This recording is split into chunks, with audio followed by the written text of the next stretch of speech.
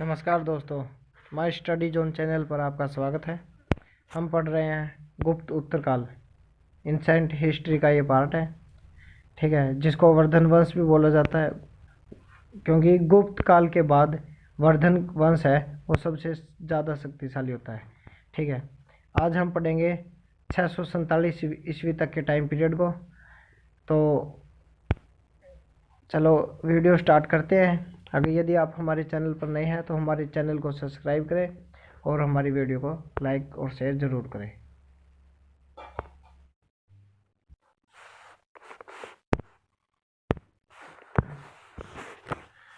Question number first, ठीक, थानेसर है। थानेसर के वर्धन वंश है।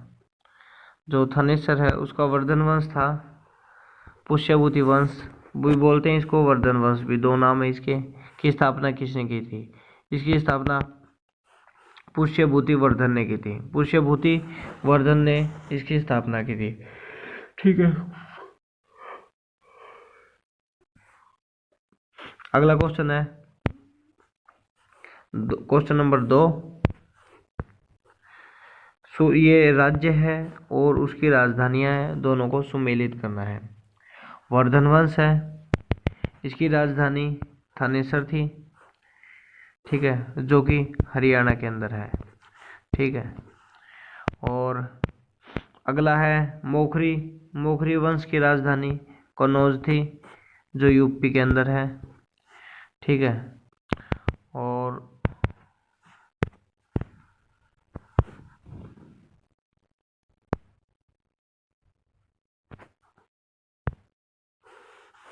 वाकाटक वंश है। वाकाटक राज्य है, उसकी राजधानी पुरी का थी, जो महाराष्ट्र के अंदर है। महाराष्ट्र के अंदर। अगला है मैत्रक। मैत्रक की राजधानी वल्लभी थी, जो कि गुजरात के अंदर है। गुजरात के अंदर। तो इस प्रकार ऐसे ये फर्स्ट का ए का 1, बी का 2, सी का 3, डी का 4। वर्धन की थानेसर, मोखरी की कन्नौज, वाकाटक की पुरी का और मैत्रक की वल्लभी। ऑप्शन नंबर ए इसका करेक्ट हुआ। ठीक है, अगला क्वेश्चन देखते हैं। ये भी सुमेलित करना है। राजवंश है और उसके संस्थापक है। वर्धन वंश अभी हमने पढ़ा, पुष्यभूति ने स्थापना की थी। मोखरी वंश का ईशान वर्मा ने स्थापना की थी। वाकाटक का है, इसकी विंध्याशक्ति ने। और जो मैत्रक है उसकी स्थापना भट्टारक ने की थी। ठीक है, ऑप्शन ए का 4, तो ए का 4, बी और सी दोनों में है, बाकी दो ऑप्शन एलिमिनेट हो गए। और एक देखो 4 का 1 है, तो 4 का 1 एक ही के अंदर है, दोनों के अंदर है, सच्ची इसके अंदर।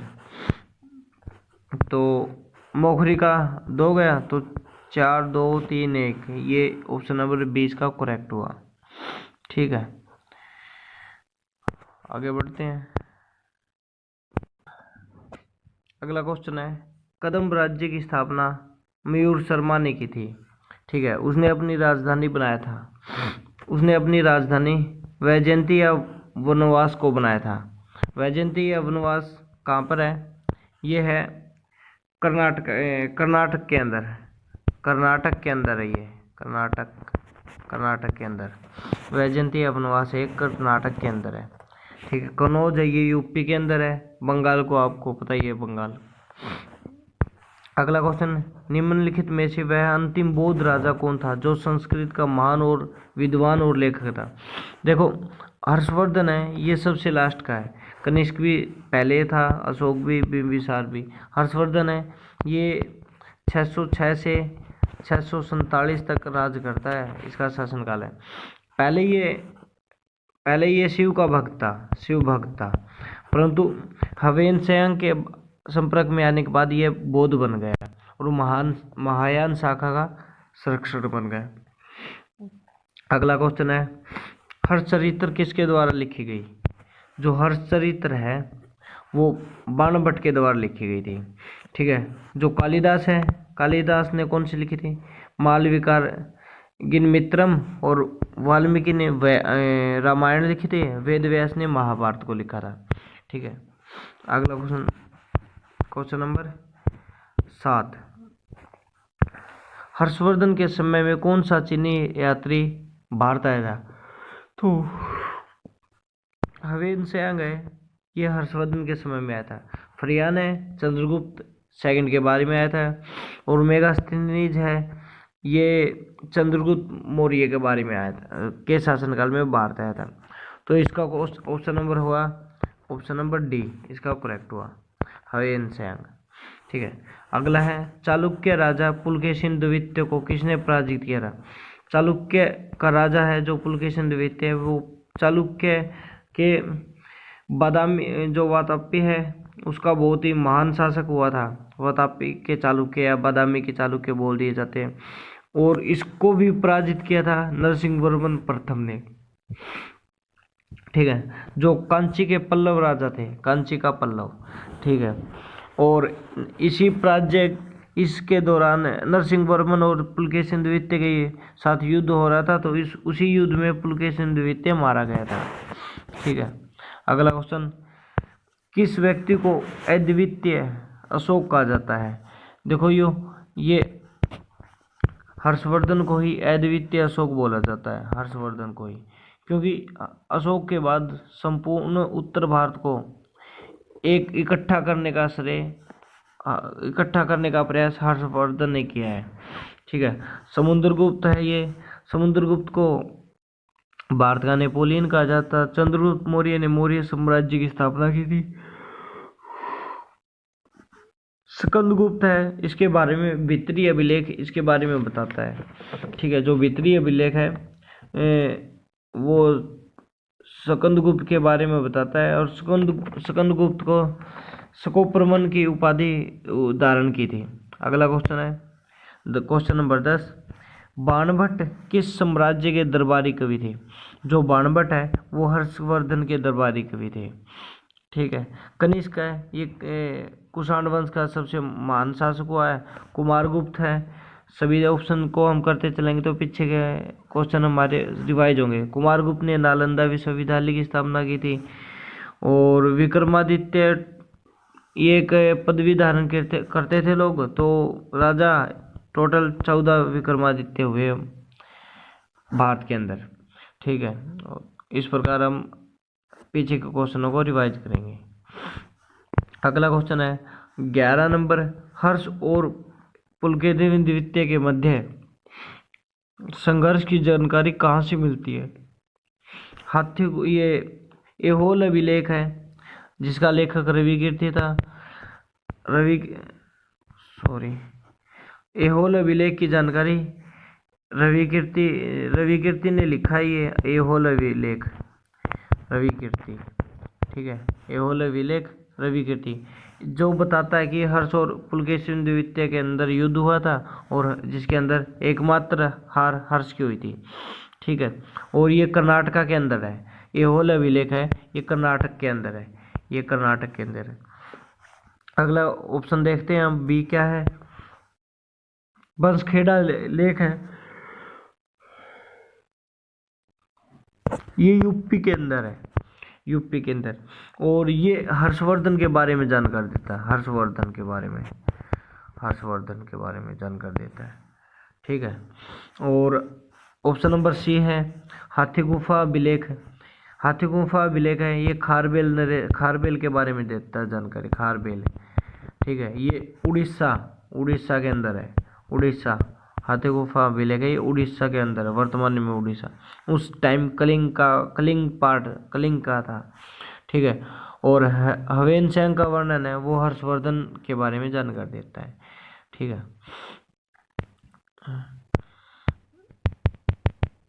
तो आगे चलते हैं, अगला क्वेश्चन देखते हैं।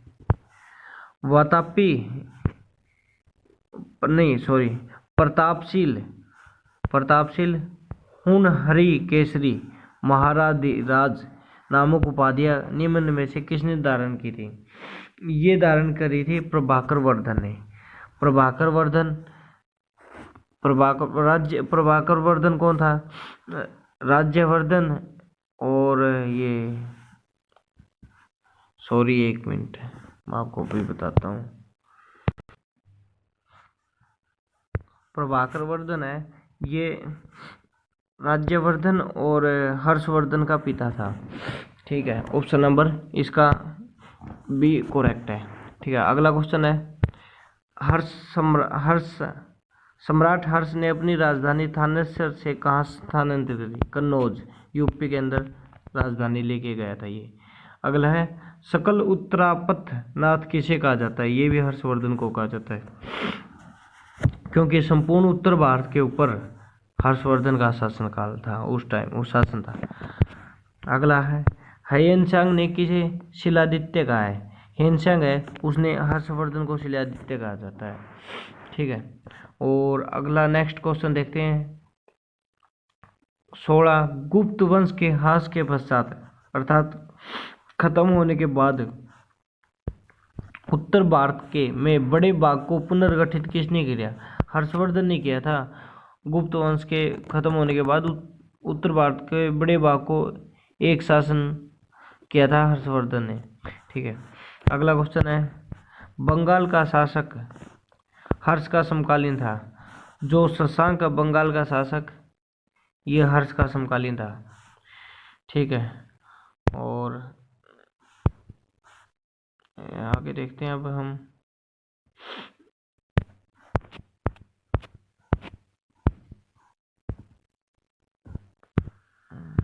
बंगाल को अगला क्वेश्चन नंबर 18, चालुक्य शासक पुलकेशिन ने किस नदी के किनारे हर्षवर्धन को परास्त किया था? हर्षवर्धन के जीवन में एकमात्र राज्य थी नर्मदा नदी के किनारे पुलकेशिन द्वितीय के द्वारा दी गई। ठीक है, और अगला क्वेश्चन, ये पुलकेशिन द्वितीय है, इसका नाम वास्तविक नाम एरेया था, एरेया। ठीक है, राजगद्दी पर बैठा उस समय ये पुलकेशिन द्वितीय के नाम से गद्दी पर बैठा था। ठीक है, ये जानकारी आप जरूर रखना, एरेया इसका वास्तविक नाम था। ठीक है, अगला क्वेश्चन है 19, हर्ष के शासनकाल में उत्तर भारत का सबसे महत्वपूर्ण शहर कौन था? ये कन्नौज था। कन्नौज हर्षवर्धन के समय का उत्तर भारत का सबसे महत्वपूर्ण शहर था। ठीक है, अगला है, हर्ष की जीवनी किसने लिखी थी? ये बाणभट्ट है, बाणभट्ट ने हर्ष की जीवनी लिखी थी। ठीक है, आगे चलते हैं। हर्षवर्धन अपनी धार्मिक सभाएं कहाँ करता था? हर्षवर्धन है, ये अपनी धार्मिक सभाएं प्रयाग में करता था। ठीक है, अगला क्वेश्चन है 22 नंबर, वर्धन वंश की राजधानी थानेसर किस प्रदेश में है? थानेसर है वो हरियाणा के अंदर है, कन्नौज उत्तर प्रदेश के अंदर है। ठीक है, ये दोनों याद रखना, जो थानेसर हरियाणा के अंदर और जो कन्नौज है वो उत्तर प्रदेश के अंदर है। ठीक है, देखो अगला क्वेश्चन है 23, हर्षवर्धन की बहन राजश्री का विवाह किसके साथ हुआ था? मोखरी नरेश ग्रहवर्मन के साथ इसका विवाह हुआ था। देखो मैं आपको एक स्टोरी बताता हूँ, हर्षवर्धन की बहन राजश्री का विवाह कर दिया ग्रहवर्मन के साथ।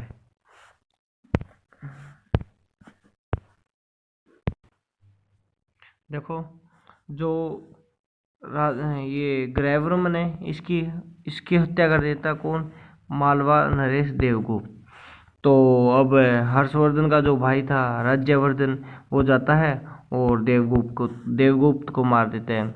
देवगुप्त का एक दोस्त होता था, कौन? देवगुप्त का दोस्त होता था शशांक। जो गौड़ नरेश शशांक है वो इसका दोस्त होता था। उसने देखा कि देवगुप्त तेरा दोस्त है, वो मारा गया, तो शशांक क्या करता है, उसको राज्यवर्धन को बुलाता है और धोखे से राज्यवर्धन को मार देता है, राज्यवर्धन। ठीक है, और उसकी बहन होती है राज्यवर्धन की बहन राजश्री, उसको बंदी बना लेता है। अब हर्षवर्धन का बड़ा भाई है राज्यवर्धन, वो मारा गया, तो अब हर्षवर्धन 606 में गद्दी के ऊपर बैठता है और अपनी सेना को सुगठित करके गौड़ के ऊपर आक्रमण कर देता है। ठीक है, इस प्रकार शशांक है वो गौड़ अपने स्थान को छोड़कर भाग जाता है, और इस प्रकार हर्षवर्धन है वो जो कन्नौज है, ये ग्रहवर्मन है, इसका जो भी एरिया था वो भी हर्षवर्धन के अंडर में आ गया, और जो शशांक है उसका एरिया भी इसके राज्य हर्षवर्धन के अंडर में आ गए। इस प्रकार हर्षवर्धन ने एक बहुत बड़े साम्राज्य का स्वामी हो जाता है। ठीक है, अगला है क्वेश्चन देखिए, अब ये करते हैं। हर्षवर्धन की बहन राजश्री का विवाह मोखरी नरेश ग्रहवर्मन के साथ। तो 24 क्वेश्चन, हर्षवर्धन के अग्रज राज्यवर्धन की हत्या किसने की? मैंने आपको बताया गौड़ नरेश शशांक ने राज्यवर्धन की हत्या धोखे से की थी। ठीक है, अगला क्वेश्चन है, हर्षवर्धन ने हर्ष संवत चलाया था 606 ईस्वी में। कब चलाया? 606 में। अपने राज्यारोहण के उपलक्ष्य में इसने हर्ष संवत की स्थापना की थी। अगला क्वेश्चन है, कौन वर्धन वंश की राजधानी थानेसर से कन्नौज ले गया? जो ये हर्षवर्धन है ये थानेसर से कन्नौज लेके जाता है। कन्नौज यूपी के अंदर है। ठीक है, और जो मोखरी नरेश था, मोखरी नरेश था ना ग्रहवर्मन, उसके साथ है, उसकी राजधानी थी ये कन्नौज। ठीक है, तो अगला क्वेश्चन देखते हैं, कन्नौज किस प्रदेश में स्थित है? उत्तर प्रदेश के अंदर कन्नौज स्थित है। ठीक है, अगला क्वेश्चन, हयन सेन की भारत में यात्रा के समय सूती कपड़े का सबसे बड़ा प्रसिद्ध नगर ये मथुरा है।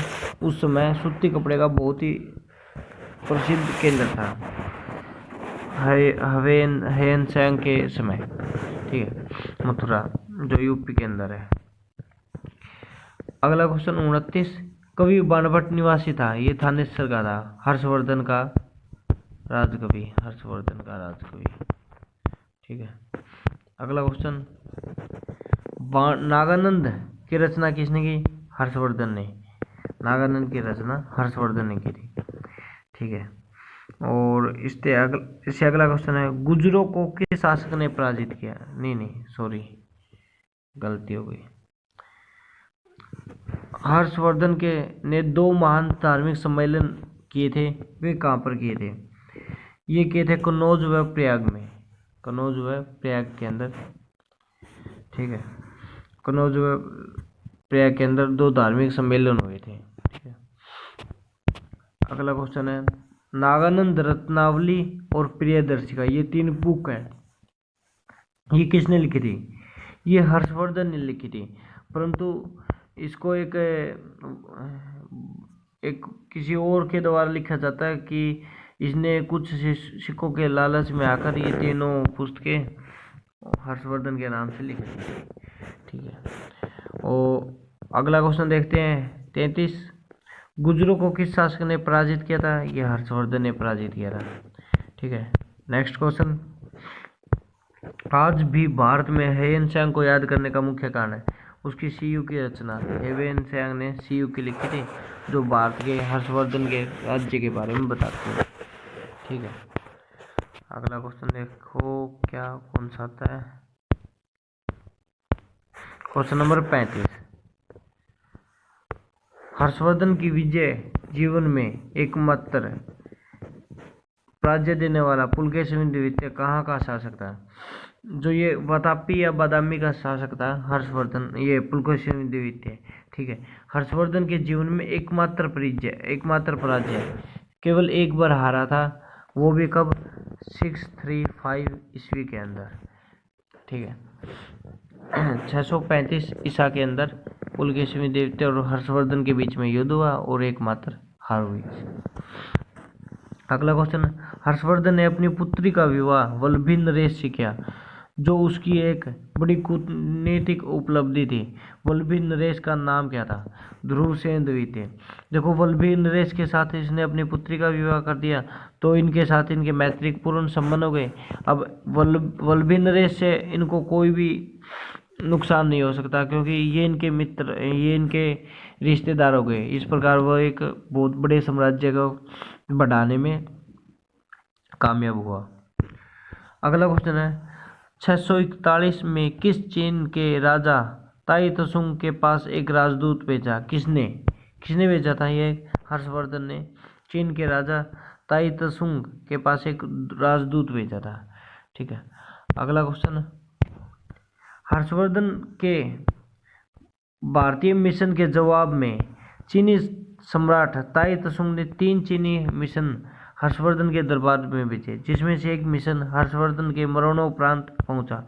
अंतिम मिशन में शामिल उस चीनी राजदूत का क्या नाम था जिसने हर्ष की मृत्यु के तुरंत बाद जो घटना घटित उसका विस्तार से वर्णन किया? तो जो ये वान हवेन स्वेंग है ना, ये उसके मरने के बाद आया था। हवेन स्वेंग है, ये उसके जीते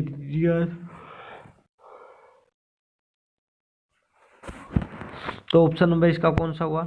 ऑप्शन नंबर ए इसका करेक्ट हुआ। ठीक है। किस चीनी यात्री को वर्तमान शाक्य मुनि कहा जाता है?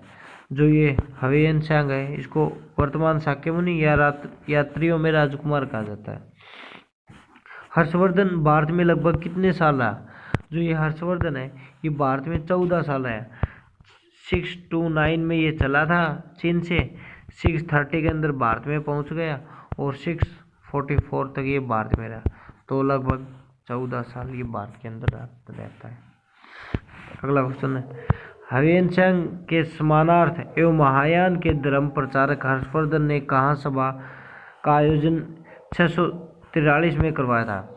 जो हर्षवर्धन ने एक सभा का आयोजन करवाया था हवेन सांग है इसके सम्मान के अंदर, और जो महायान धर्म है उसके प्रचार के लिए ये कन्नौज के अंदर करवाया था। ठीक है। कुंभ मेले का प्रारंभ करने का श्रेय भी हर्षवर्धन को दिया जाता है। ठीक है। नर्मदा नदी के पर हर्ष सम्राट के दक्षिणवर्ती अभियान जो था उसको किसने रोका था? पुलकेशिन द्वितीय ने उसको रोक दिया था। ठीक है। कब? 635 के अंदर। 635 के अंदर। ठीक है। अगला क्वेश्चन, निम्नलिखित में से किसने नालंदा विश्वविद्यालय को 100 ग्रामों की आय दान स्वरूप दान दिए? जो हर्षवर्धन है, 100 गांवों से जितनी भी आय प्राप्त होती थी वो नालंदा विश्वविद्यालय को दी जाती थी। हर्षवर्धन ने ये कहा था। और अगला है, ये सुमेलित करना है कौन सी रचना किसके द्वारा लिखी गई? तो ये हर्षचरित्र व कादम्बरी है, ये बाणभट्ट लिखता है। ठीक है। और प्रियदर्शिका और रत्नावली नागानंद है, ये हर्षवर्धन लिखता है। तो ये देखो, फर्स्ट का ये हो गया और इसका ये होगा। अब ये हम देखें ऑप्शन एलिमिनेट करते हैं एलिमिनेट मेथड से। ए का 4, इसका ये, तो फर्स्ट का ऑप्शन नंबर 2 है, ये यहाँ पर चलते हैं, बाकी ये 3 और 4 एलिमिनेट हो गए। ठीक है। आगे चलते हैं। देखो, नीति शतक, श्रृंगार और भक्ति शकत है, ये भृतहरि के द्वारा लिखी गई है। भृतहरि के द्वारा लिखी गई है। ठीक है। ये इसका ये हो गया। और सूर्य शतक है, ये मयूर के द्वारा लिखी गई है। तो ऑप्शन नंबर कौन सा ठीक हो गया यहाँ पर? ऑप्शन नंबर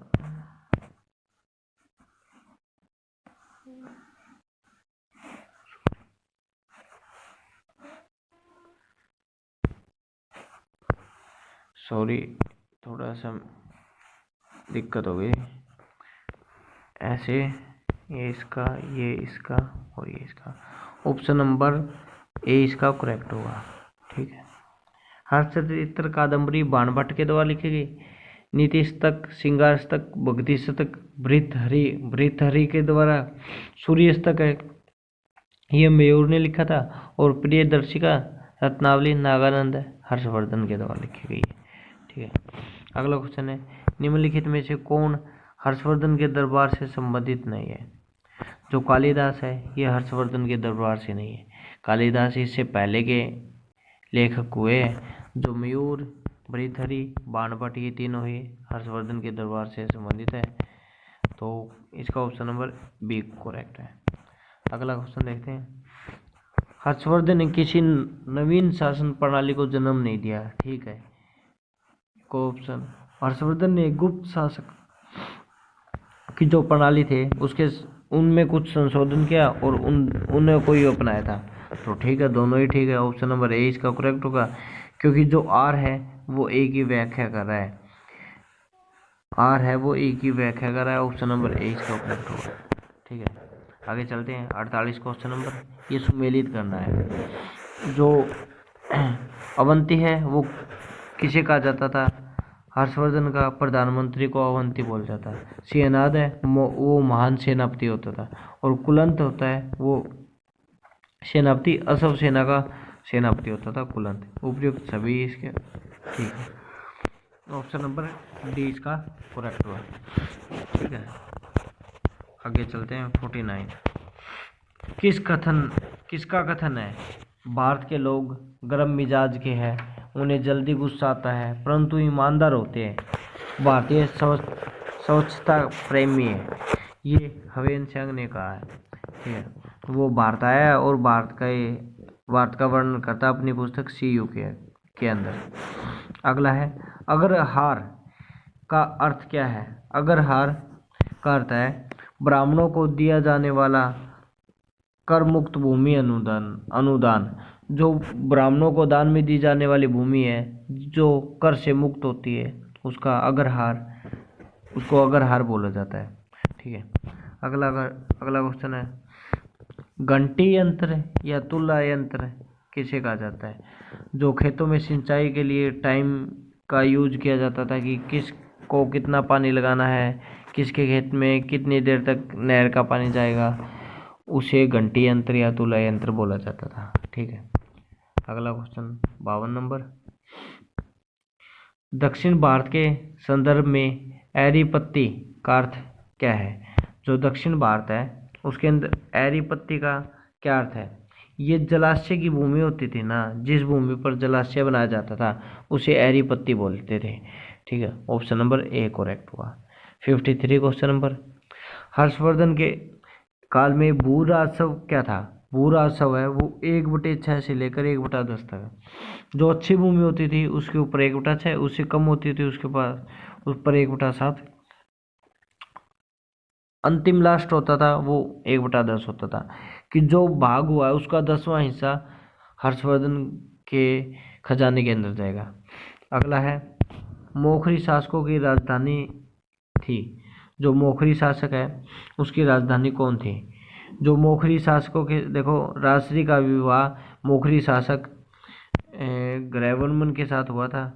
ठीक है, नहीं ग्रैवनमन, सॉरी एक मिनट मैं अभी आपको बता, मोखरी शासक ग्रैवनमन के साथ जो हर्ष की बहन राजश्री है उसका विवाह था, और वे कन्नौज के शासक थे।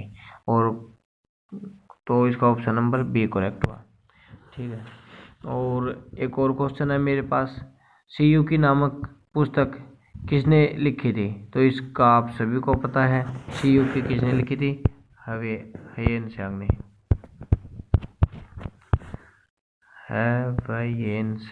हवेन सिंह ने लिखी थी। ठीक है, तो इस प्रकार हमने गुप्त काल के बाद के काल को हमने पढ़ा है। इसको हम वर्धन वंश भी बोल सकते हैं। इस प्रकार हमारा मेरे हिसाब से कंप्लीट है, एंशिएंट हिस्ट्री कंप्लीट हो गई। तो अगर आपको हमारी वीडियो अच्छे लगे तो इसको लाइक करना और शेयर करना। आप हमारे चैनल पर नए हैं तो हमारे चैनल को सब्सक्राइब ज़रूर करना। धन्यवाद दोस्तों, जय हिंद, जय भारत।